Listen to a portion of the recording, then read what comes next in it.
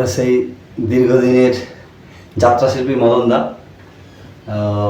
মদনদা সাধারণ কথা তো বলতেই পারেন না, সাধারণ কথা যাত্রা স্টাইলে বলেন।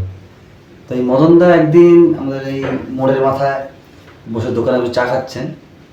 তো এমন সময় মদনবাবুর ছেলে স্কুলের শিক্ষক সাথে যাচ্ছিলেন। তো মদনবাবুকে দেখতে পেয়ে শিক্ষক মশাই বললেন, আরে মদনবাবু, আপনার ছেলে তো ঠিকঠাক পড়াশোনা করছে না, একটু লক্ষ্য নজর করুন। তখন ভাবলেন এখন কিছু বলা যাবে না, এখন যদি কিছু বলি যাত্রার মতো স্টাইলে বেরিয়ে যাবে।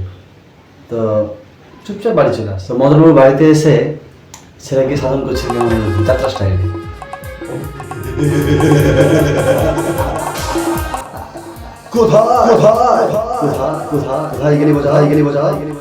স্কুলের মাস্টার মশাই মোড়ের মাথায় আমায় এমন করে অপমান করলেন, লজ্জায় আমার কোথায় বোচা বোচা। এই তো বাবা, আমি এসে গেছি। কি হয়েছে বাবা?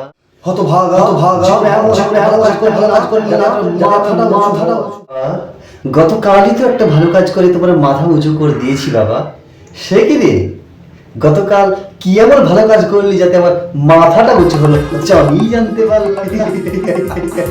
কাল দুপুরবেলা ভাত খেয়ে তুমি যখন পোড়া মোষের মতো ঘুমাচ্ছিলে, তখন মোটা দুটো বালিশ নিয়ে তোমার মাথার নিচে গুঁজে দিয়ে তোমার মাথাটা উঁচু করে দিয়েছি বাবা। মাথাটা উঁচু উঁচু করে দিয়েছি। মদনদার আবার লোকাল বাসের ব্যবসা আছে।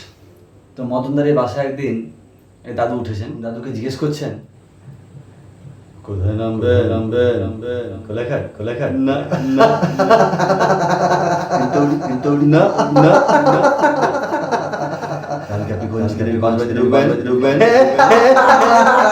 এসব শুনে তো দাদু অজ্ঞান হয়ে পড়ে গেছে। এরপর মদনবাবু এক পকেট মারকে দেখতে পেয়েছেন।